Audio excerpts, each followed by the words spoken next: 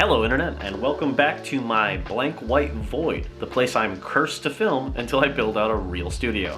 One thing I've always wanted to try is to explain what it feels like to work in a restaurant to people who have never actually worked in a restaurant, so I'm gonna try.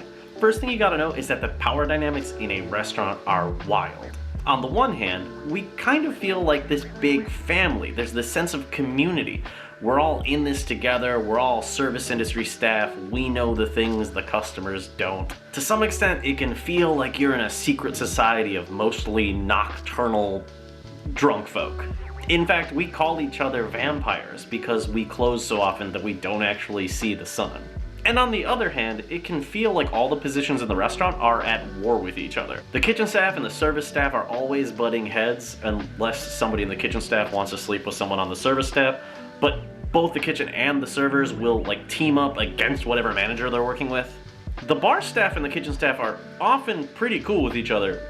We just kind of blame everything on the servers. The manager can feel like everybody's friend, but they're also the person who writes you up, so you don't quite trust them, unless they're complaining about regional managers. Antithetically, we all just wish the customers wouldn't come in. The hosts and the servers are always feuding with each other, usually because the host is either too young and doesn't really know how to seat the restaurant properly, or because there's a toxic server on staff and they're trying to snipe all the other servers' tables and the host won't let them. In terms of the bar and host though, we don't really interact in a professional sense. A lot of people are either sitting at the bar because they want to, and usually they just nod towards the bar when they walk past the host, or they're sitting at the bar waiting for a table to open up. So that just leads to the bartender and the host making a lot of significant eye contact, and when it's slow, kind of just doing a little dance at each other. Everybody, including the customers, don't like it when the health code people show up. Customers will be lying and shit. They're like, I see him mop twice a day. What are you talking about? He's always wearing gloves. He wears gloves on top of his gloves. Meanwhile, you're trying to shove your hands into the small gloves because they're the only gloves we have left and there's no finger cuts in the entire restaurant.